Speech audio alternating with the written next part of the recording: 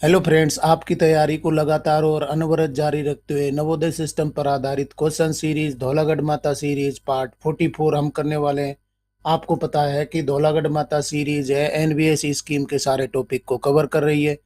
और NBS scheme है यानी कि नवोदय सिस्टम है, आपकी एग्जामिनेशन के सिलेबस में रखा गया है। धौलागढ़ माता सीरीज आपके एनबीएस के सारे टॉपिक को कवर कर रही है। अभी हम चर्चा कर रहे हैं allotment of residence in NBS, यानी कि एनबीएस में रेजिडेंस अलॉटमेंट के क्या रूल है उन पर आधारित क्वेश्चंस कर रहे हैं।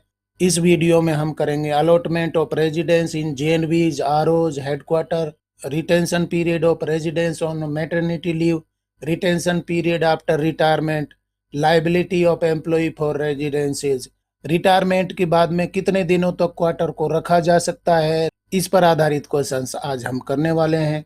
तो चलिए साथियों, शुरू करते हैं नवोदय सिस्टम पर आधारित क्वेश्चन सीरीज धौलागढ़ माता सीरीज पार्ट 44 का पहला क्वेश्चन देख लेते हैं। 841 when will an allotment be effective as per NBS allotment of residence rules 2011। NBS निवास आवंटन नियम 2011 के अनुसार आवंटन कब प्रभावी होगा, मतलब कि कौन सी कंडीशन में वो इफेक्टिव हो जाएगा, कब से प्रभावी माना जाएगा। ऑप्शन देख लेते हैं। From the date on which it is accepted by the employee which should be communicated within 5 days from the date of its receipt, on the date of receipt by the employee, after the expiry of the concessional period permissible under clause, और D option हो जाएगा from the date of application to the allotting authority. आवंटन कब प्रभावी होगा, कौन सी condition में प्रभावी होगा। सही उत्तर हमारा हो जाएगा ए हो जाएगा, from the date on which it is accepted by the employee which should be communicated within 5 days from the date of its receipt. Quarter allotment कर दिया गया है अलॉटिंग अथॉरिटी के द्वारा, तो एम्प्लॉय क्या करेगा, इसके लिए एक्सेप्टेंस भेजेगा। और ये एक्सेप्टेंस है वो कितने दिनों में भेजनी होगी, 5 दिनों के अंदर भेजनी होगी। जब अलॉटमेंट ऑर्डर आ गया है तो उसको ये लिखित में सूचना देनी होगी कि हाँ, मैं इस क्वार्टर को एक्सेप्ट कर रहा हूँ, मैं इसको ऑक्युपाई करूंगा। ये 5 दिनों के अंदर सूचना देनी होगी। और 5 दिनों के अंदर सूचना देने के बाद में ये माना जाएगा कि ये क्वार्टर उसने ऑक्युपाई कर लिया है, एक्सेप्ट कर लिया है, उसी दिन से आवंटन है वो प्रभावी माना जाएगा। बहुत ही अच्छा क्वेश्चन है, सही उत्तर हमारा हो जाएगा ए हो जाएगा। अगला सवाल देख लेते हैं। 842 in what event will an allotment be cancelled according to the rules. नियम अनुसार किस स्थिति में आवंटन निरस्त किया जाएगा। ये भी जोरदार क्वेश्चन है। When an employee is on medical leave without pay and allowances, when the employee is promoted, when the competent authority is unable to take a decision, the employee ceases to occupy the accommodation. नियम अनुसार किस स्थिति में आवंटन को निरस्त माना जाएगा, निरस्त किया जाएगा। सही उत्तर हमारा हो जाएगा डी हो जाएगा, the employee ceases to occupy the accommodation, यानी कि उसको अकोमोडेशन प्राप्त करने से रोका जाए, वो अपनी उम्मीदवारी खो दे। कौन कौन सी कंडीशन में अपनी उम्मीदवारी को वो लॉस कर देता है, ये इससे पहले वाले वीडियो में हम चर्चा कर चुके हैं। जब एम्प्लॉई है इस प्रकार की उम्मीदवारी को लॉस कर देता है, उसकी उम्मीदवारी सीज हो जाती है या ऑक्युपाई नहीं कर पाता है, तो उस कंडीशन में आवास का आवंटन है वो निरस्त माना जाएगा। सही उत्तर हमारा हो जाएगा डी हो जाएगा। नया सवाल देख लेते 843 under what condition can an employee retain their residence in the NBS during medical leave without pay and allowances. आज के क्वेश्चन है वो रिटेंशन पीरियड पर आधारित है। अलग अलग कंडीशंस के क्वेश्चंस हम चर्चा करेंगे। कितने दिनों तक क्वार्टर को रिटेन किया जा सकता है, धारण किया जा सकता है, उस पर डिस्कशन हम करेंगे। और इस प्रकार के क्वेश्चन से परीक्षाओं में पूछे जाते हैं। और ये क्यूरियोसिटी होती है कि किसी का रिटायरमेंट हो जाता है, डेथ हो जाती है, प्रमोशन हो जाता है, ट्रांसफर हो जाता है, तो कितने दिनों तक पुराने क्वार्टर को रिटेन किया जा सकता है। इसी पर आधारित हम फोकस कर रहे हैं आज के डिस्कशन को। हिंदी अर्थ देख लीजिए। किस स्थिति में कोई कर्मचारी चिकित्सा अवकाश के दौरान बिना वेतन और भत्ते के एनबीएस में अपना आवास बनाए रख सकता है। यहाँ पर बताया गया है कि मेडिकल लीव पर गया हुआ है, जबकि उसको कोई पे नहीं मिल रहा है, अलाउंसेज नहीं मिल रही है, कर्मचारी बिना वेतन मान के मेडिकल लीव पर है, तो किस स्थिति में वो आवास को बनाए रख सकता है, रिटेन कर सकता है। ऑप्शन देख लेते हैं। He has a valid medical certificate, he reports to the NBS once every month during leave, he is paid an allowance from the NBS during medical leave, provided that he shall deposit in cash every month the license fee for such residence। किस स्थिति में कोई कर्मचारी चिकित्सा अवकाश के दौरान बिना वेतनमान और भत्ते के एनवीएस में अपना आवास बनाए रख सकता है? सही उत्तर हमारा हो जाएगा डी हो जाएगा। क्वेश्चन में बहुत ही स्पष्ट रूप से बताया गया है कि उसको किसी तरीके का वेतनमान नहीं मिल रहा है, कोई भत्ता नहीं मिल रहा है, और उस स्थिति में अगर वो आवास को बनाए रखता है तो क्या करना होगा? Provided that he shall deposit in cash every month, मतलब कि उसको लाइसेंस फीस है वो कैश में जमा करनी होगी। अगर उसको वेतनमान मिलता है या कोई भत्ते मिलते तो उसमें से लाइसेंस फी है वो काट ली जाती, परंतु ऐसा हो नहीं रहा है तो कैश में उसको लाइसेंस फी है वो हर महीने जमा करनी होगी। सही उत्तर हमारा हो जाएगा डी हो जाएगा। बहुत ही अच्छा क्वेश्चन है। अगला सवाल देख लेते हैं 844। What provision allows the competent authority to cancel the allotment of the residence of an employee? कौन सा प्रावधान सक्षम प्राधिकारी को किसी कर्मचारी के आवास का आवंटन रद्द करने की अनुमति देता है? Only if the services of employee extended regardless of the circumstances, exclusively as a punitive measure when his services have been terminated। कौन सा प्रावधान सक्षम प्राधिकारी को किसी कर्मचारी के आवास का आवंटन रद्द करने की अनुमति देता है? सही उत्तर हमारा हो जाएगा डी हो जाएगा। when his services have been terminated, बहुत ही अच्छी बात बताई गई है। जब किसी कर्मचारी की सेवाएं खत्म कर दी गई है तो आवास का आवंटन है वो भी रद्द किया जा सकता है। बड़ा जोरदार क्वेश्चन है। इस प्रकार के क्वेश्चन हैं वही परीक्षाओं में पूछे जाते हैं। साथियों कोई नया तरीका है तो आप कमेंट करके बता सकते हैं। यहाँ पर सही उत्तर हो जाएगा डी हो जाएगा। अगर सेवाएं टर्मिनेट हो गई है तो कर्मचारी का आवास भी रद्द किया जा सकता है। क्वेश्चन देख लेते 845। Under which circumstance can an employee be allotted a lower type of residence? किस परिस्थिति में किसी कर्मचारी को निम्न प्रकार का आवास आवंटित किया जा सकता है?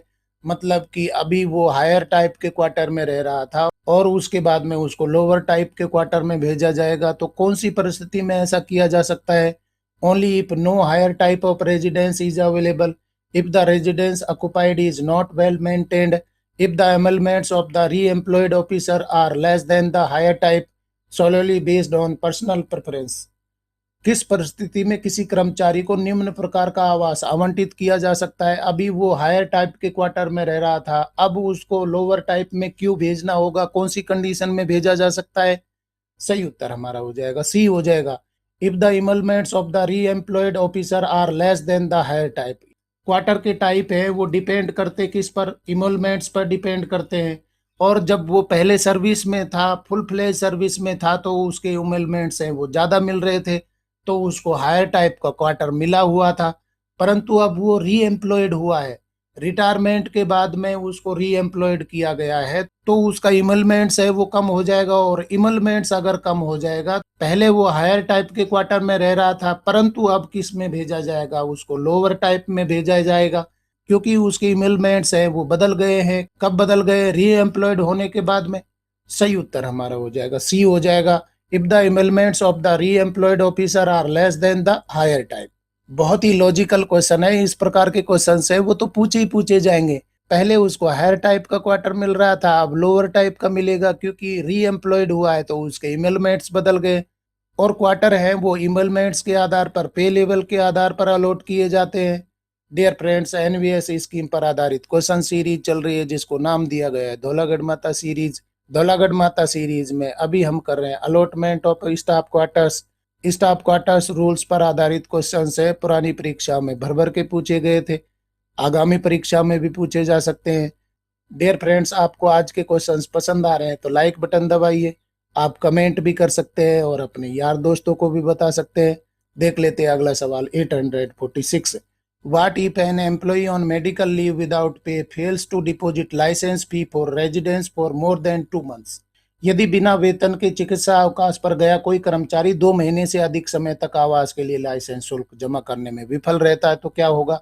इससे पहले वाले क्वेश्चन में भी हम देख चुके हैं कि कोई कर्मचारी मेडिकल लीव पर गया हुआ है और उसको कोई पे और अलाउंसेज नहीं मिल रहे हैं, तो हर महीने उसको कैश में लाइसेंस फी है वो जमा करनी होगी। यहाँ पर क्वेश्चन पूछ लिया गया है कि इस प्रकार के डिपोजिशन वो नहीं कर पाता है, कैश में लाइसेंस फी जमा नहीं कर पाता है, 2 महीने तक लगातार नहीं कर पाता है, तो क्या होगा? The employees medical leave entitlements will be affected. The employee will receive a warning. A grace period will be given for payment the allotment shall stand cancelled.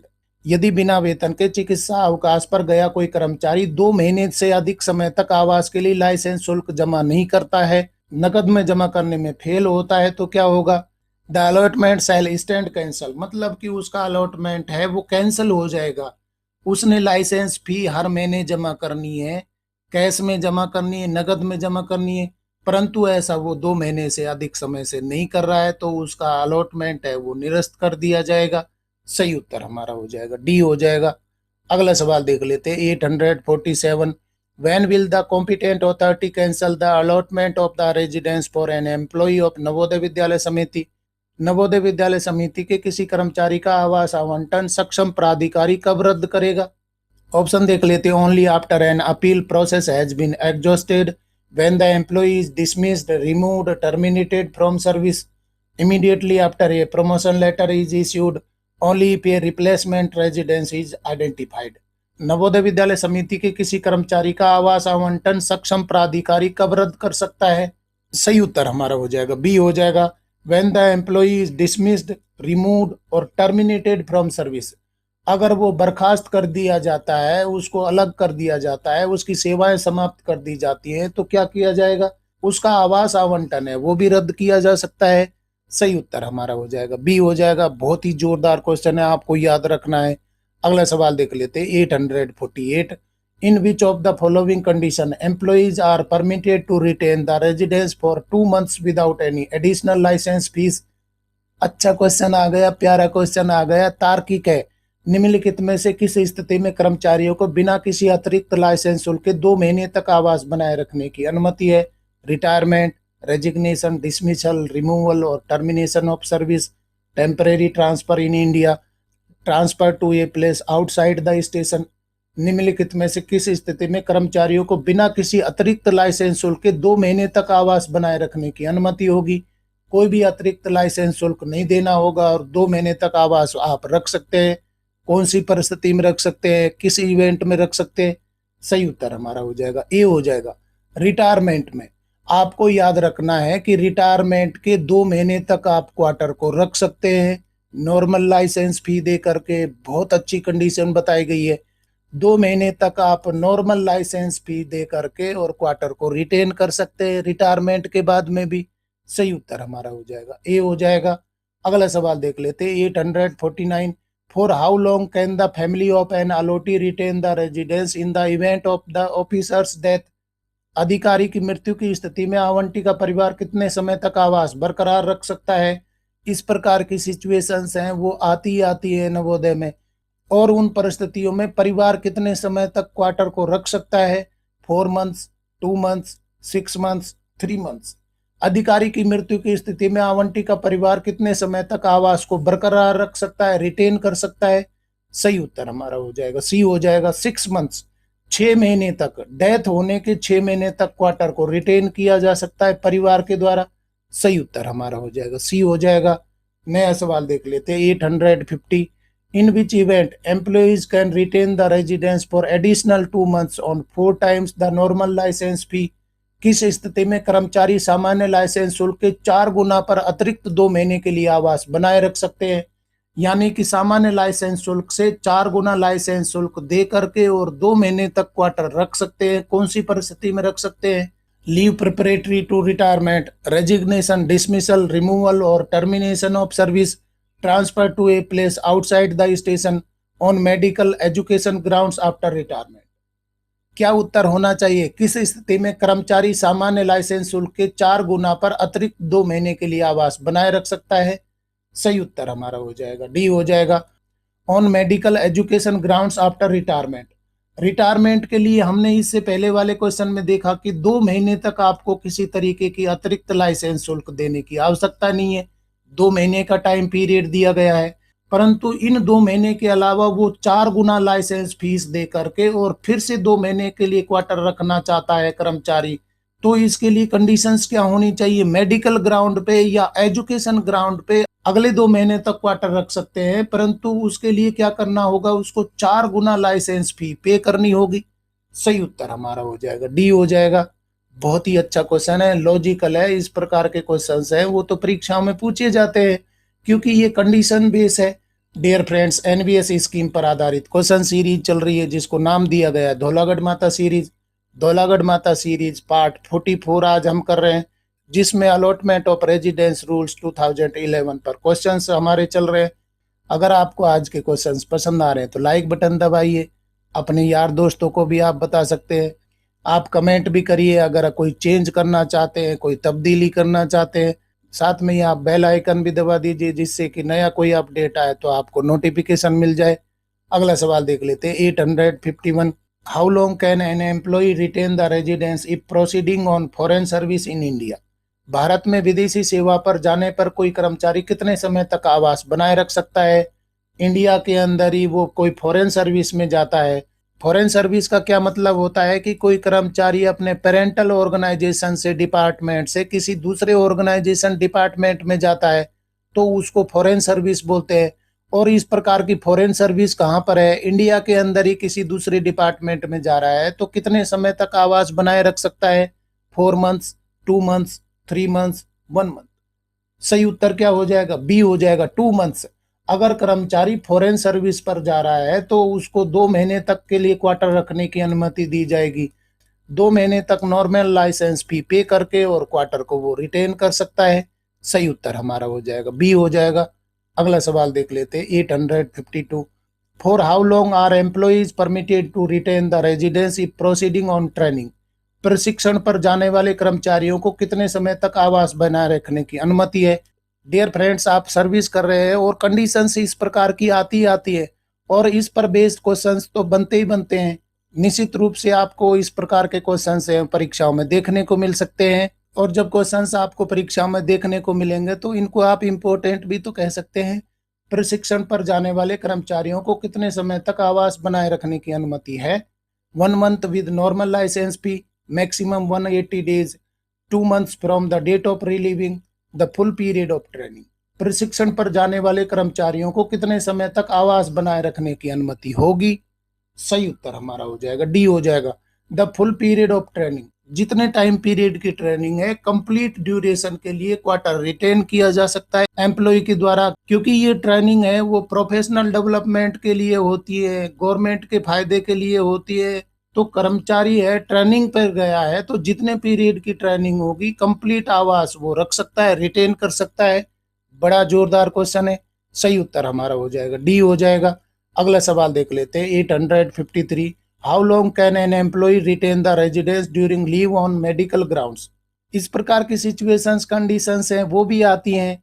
कोई कर्मचारी चिकित्सा आधार पर छुट्टी के दौरान कितने समय तक आवास बनाए रख सकता है। Up to 6 months for the full period of medical leave if supported by medical certificate from AMA, government or government recognized hospital, 2 months on normal license fee, 1 month with normal license fee। कोई कर्मचारी चिकित्सा आधार पर छुट्टी के दौरान कितने समय तक आवास बनाए रख सकता है, यानी कि मेडिकल लीव पर गया हुआ है तो कितने समय तक क्वार्टर रख सकता है। सही उत्तर हमारा हो जाएगा, बी हो जाएगा। For the full period of medical leave if supported by medical certificate from AMA, government और गवर्नमेंट रिकॉग्नाइज्ड हॉस्पिटल, यानी कि कंप्लीट मेडिकल लीव है उसको क्वार्टर रिटेन करने के लिए अनुमति होगी। परंतु क्या देना होगा, एमसी देना होगा, मेडिकल सर्टिफिकेट देना होगा। और ये मेडिकल सर्टिफिकेट कौन देगा, एएमए देगा या गवर्नमेंट रिकॉग्नाइज्ड हॉस्पिटल से ये मेडिकल सर्टिफिकेट है वो प्राप्त होना चाहिए। सही उत्तर हमारा हो जाएगा, बी हो जाएगा। क्वार्टर अलॉटमेंट रूल्स पर आधारित क्वेश्चन सीरीज धौलागढ़ माता सीरीज पार्ट 44 का अगला सवाल देख लेते हैं 854। In the event of retirement for how long can an employee retain the residence on double the normal licence fee. Retirement की कंडीशन में अलग अलग क्वेश्चंस आ रहे हैं और आपको सीक्वेंस में ध्यान रखना है। सेवानिवृत्ति की स्थिति में कोई कर्मचारी सामान्य लाइसेंस शुल्क से दुगने पर कितने समय तक आवास बनाए रख सकता है। Maximum 12 months, another 2 months, 1 month with normal license fee, 2 months on 4 times the normal license fee। सेवानिवृत्ति की स्थिति में कोई कर्मचारी सामान्य लाइसेंस शुल्क से दुगने पर कितने समय तक आवास बनाए रख सकता है। सही उत्तर हमारा हो जाएगा, बी हो जाएगा, अनदर 2 months। अब आप ध्यान रखिए कि नॉर्मल लाइसेंस फी पर 2 महीने तक वो क्वार्टर रख सकता है। अगर वो क्वार्टर को आगे रखना चाहता है तो 2 महीने के लिए और रख सकता है। परंतु यहाँ पर क्या करना होगा, नॉर्मल लाइसेंस फी से 2 गुना उसको पे करना होगा। ये क्वेश्चंस हम देख चुके हैं। तो नॉर्मल लाइसेंस फी से वो 2 महीने तक क्वार्टर रखेगा, 2 गुना लाइसेंस फी पे करके 2 महीने तक फिर से रिटेन कर सकता है, और 4 गुना पे करके और फिर से 2 महीने के लिए रख सकता है। तो टोटल उसका टाइम पीरियड कितना हो गया, 6 महीने तक रख सकता है।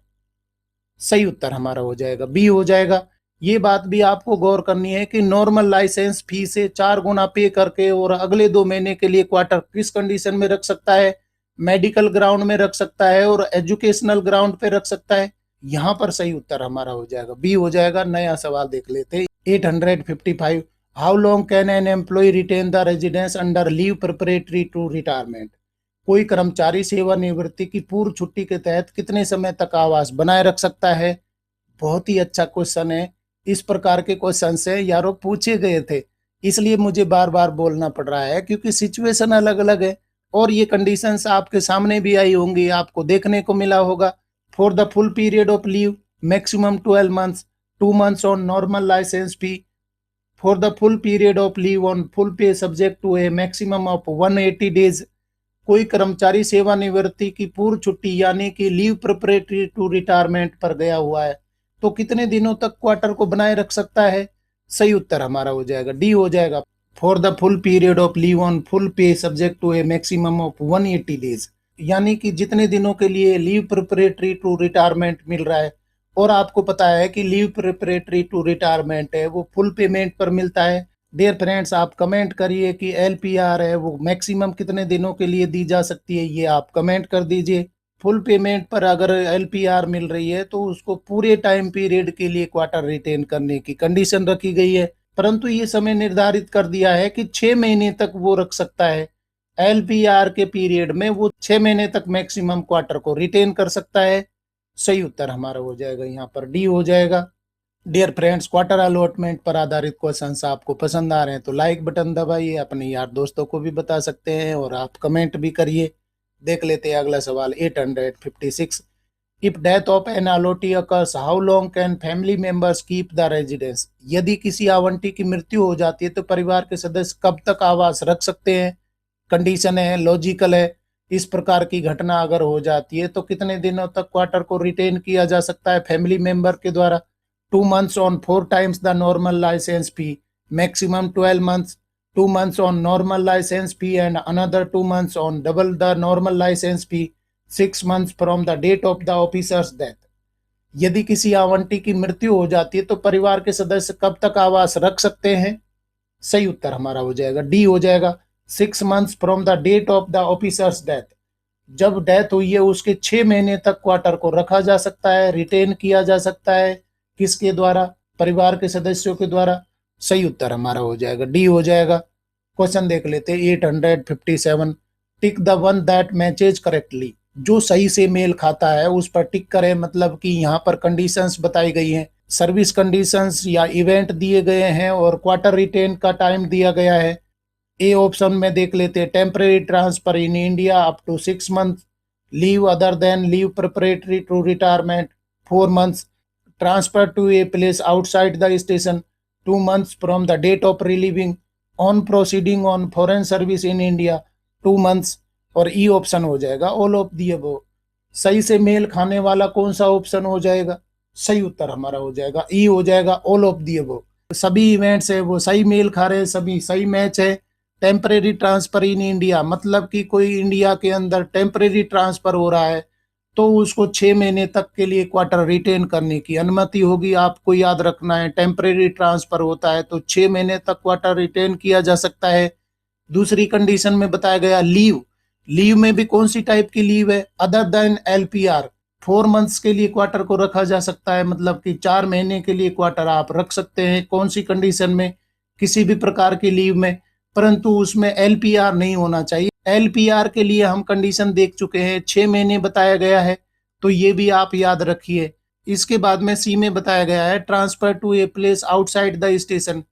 कोई भी स्टेशन है जो बाहर है वहां ट्रांसफर हुआ है तो कितने दिनों तक क्वार्टर रखा जा सकता है। 2 महीने तक क्वार्टर रखा जा सकता है। रिलीव होने के 2 महीने तक आप क्वार्टर रख सकते हैं, ये भी अच्छा क्वेश्चन है। ट्रांसफर होने के 2 महीने तक आप क्वार्टर को रख सकते हैं। डी ऑप्शन में बताया गया है on proceeding on foreign service in India 2 months बताया गया है। अगर फॉरेन सर्विस में जाते हैं तो 2 महीने तक आप क्वार्टर रिटेन कर सकते हैं। तो साथियों यहाँ इस प्रकार से क्वेश्चन मैंने आपके लिए तैयार किया है कि 5-6 क्वेश्चन इसी से आपके तैयार हो सकते हैं। मैं आपकी कोई परीक्षा नहीं ले रहा, आपको ज्यादा से ज्यादा इंफॉर्मेशन देने की कोशिश कर रहा हूँ। कई सारे क्वेश्चन हैं यहाँ पर बन सकते हैं, इसलिए ये क्वेश्चन मैंने आपको तैयार किया है। सही उत्तर हमारा हो जाएगा ई हो जाएगा। ऑल ऑफ दी अबव सभी कंडीशंस है वो मैच खा रही है। अगला क्वेश्चन देख लेते हैं 858। What are the conditions for retaining residence on medical and educational grounds after retirement. सेवानिवृत्ति के बाद चिकित्सा और शैक्षिक आधार पर आवास बनाए रखने की क्या शर्त है। बड़ा अच्छा क्वेश्चन है। इस प्रकार के क्वेश्चन हैं वो जरूर पूछे जाते हैं। रिटायरमेंट के बाद में अगर मेडिकल ग्राउंड पे या एजुकेशनल ग्राउंड पे क्वार्टर रिटेन कर सकते हैं तो कितने दिनों तक क्वार्टर को रिटेन किया जा सकता है और उसके लिए कंडीशन क्या बनाई गई है। 1 month with normal license fee, 4 times the normal license fee, 2 months on 4 times license fee and another 2 months on 6 times the license fee, 2 months from the date of relieving। सेवानिवृत्ति के बाद चिकित्सा या शैक्षिक आधार पर आवास बनाए रखने की क्या शर्त हो जाएगी। सही उत्तर हमारा हो जाएगा सी हो जाएगा। 2 months on 4 times licence fee, 4 गुना लाइसेंस फी दे करके और 2 महीने तक क्वार्टर को रिटेन किया जा सकता है। And another 2 months on 6 times the licence fee. Dear friends, अभी आप समझ लीजिए रिटायरमेंट के टाइम पर क्वार्टर अलॉटमेंट की क्या क्या कंडीशंस हैं। पहले 2 महीने के लिए नॉर्मल लाइसेंस फी होगी, अगले 2 महीने के लिए 2 गुना लाइसेंस फी आपको देनी होगी, और अगले 2 महीने के लिए आप अगर क्वार्टर रिटेन करते हैं तो 4 गुना लाइसेंस फी देनी होगी, और अगले 2 महीने के लिए अगर आप क्वार्टर रिटेन करते हैं तो 6 गुना लाइसेंस फी देनी होगी। तो पहले तो कंडीशन ये है कि नॉर्मल लाइसेंस फी पर 2 महीने तक रख सकते हैं, अगले 2 महीने के लिए 2 गुना, अगले 2 महीने के लिए 4 गुना और अगले 2 महीने के लिए 6 गुना। इस तरीके से कंडीशंस हैं वो बदलती जाएंगी और किसी पर भी क्वेश्चन पूछा जा सकता है। बहुत ही जोरदार क्वेश्चन है। अगर आपको पसंद आया है तो लाइक बटन दबाइए। हमारा उत्तर यहाँ पर हो जाएगा सी हो जाएगा। अगला सवाल देख लेते हैं 859। For how long can accommodation be retained after the resignation or dismissal, removal, termination from service of an employee। किसी कर्मचारी के इस्तीफे या सेवा से बर्खास्तगी या हटाने या समाप्ति के बाद आवास को कितने समय तक बरकरार रखा जा सकता है। बहुत ही अच्छी कंडीशन बताई गई है। 2 months on 4 times the normal license fee, 6 months up to 6 months, 1 month with normal license fee। किसी कर्मचारी के इस्तीफे या सेवा से बर्खास्तगी या हटाने या समाप्ति के बाद में आवास कितने दिनों तक रखा जा सकता है। सही उत्तर हमारा हो जाएगा डी हो जाएगा। 1 month विद नॉर्मल लाइसेंस फी, मतलब 1 महीने तक वो क्वार्टर रख सकते हैं अगर उसने इस्तीफा दिया है या उसको बर्खास्त किया गया है या हटाया गया है या उसकी सेवाएं समाप्त कर दी गई है तो 1 महीने तक वह क्वार्टर को रिटेन कर सकता है। बहुत ही लॉजिकल क्वेश्चन है। ये सिचुएशन भी नवोदय में आती है तो 1 महीने के लिए कंडीशन बताई गई है। सही उत्तर हमारा हो जाएगा डी हो जाएगा। और साथियों देख लेते हैं एनवीएस स्कीम पर आधारित क्वेश्चन सीरीज धौलागढ़ माता सीरीज पार्ट 44 का अंतिम सवाल 860, जिसमें हम रेजिडेंस अलॉटमेंट पर आधारित क्वेश्चंस कर रहे हैं। For how long can the residence B retained during maternity leave. मातृत्व अवकाश के दौरान आवास को कितने समय तक बरकरार रखा जा सकता है। For the entire period of maternity leave, the leave granted in continuation subject to a maximum of 12 months, 6 months, A and B only. मातृत्व अवकाश के दौरान आवास को कितने समय तक बरकरार रखा जा सकता है। सही उत्तर हमारा हो जाएगा डी हो जाएगा A and B only. For the entire period of maternity leave, maternity leave है जितने समय तक मिलती है उसको उस पीरियड के लिए क्वार्टर रखने की अनुमति होगी। और आपको पता है ये कितना पीरियड है, 180 डेज का होता है। इसके बाद में कोई लीव मिलती है, मैटरनिटी लीव के अलावा कोई लीव मिलती है तो उस पीरियड के लिए भी क्वार्टर रिटेन करने की अनुमति होगी। परंतु यहाँ बताया गया है कि 12 महीने मैक्सिमम हो सकता है। मैटरनिटी लीव पर कोई गया तो 6 महीने के लिए उसको क्वार्टर रिटेन करने की अनुमति होगी मैटरनिटी लीव पीरियड में। और अगर उस पीरियड के कंटिन्यूएशन में कोई लीव लेते हैं मेडिकल ग्राउंड पे या दूसरी कंडीशंस में तो अगले 6 महीने तक टोटल पीरियड है कितना हो जाएगा, 12 महीने हो जाएगा। मतलब कि 1 वर्ष तक वो क्वार्टर रिटेन कर सकते हैं। सही उत्तर हमारा हो जाएगा डी हो जाएगा। ए और बी दोनों कंडीशंस में क्वार्टर रिटेन किया जा सकता है मैटरनिटी लीव पीरियड में। इस तरीके से साथियों धौलागढ़ माता सीरीज पार्ट 44 के अंतिम क्वेश्चन तक हम पहुंच गए हैं। अभी तक हमने 860 क्वेश्चंस हैं कंप्लीट कर लिए। ये सभी क्वेश्चंस हैं आपने देखे हैं, बिल्कुल लॉजिकल है, तार्किक है, रेलेवेंट है, आपके सिलेबस से संबंधित हैं, तो परीक्षाओं में भी पूछे जा सकते हैं। अगर आपको आज के क्वेश्चन पसंद आए तो लाइक शेयर करें और चैनल को सब्सक्राइब करना तो बहुत ही जरूरी है, क्योंकि नॉलेज मंडली is the right choice. Thank you very much.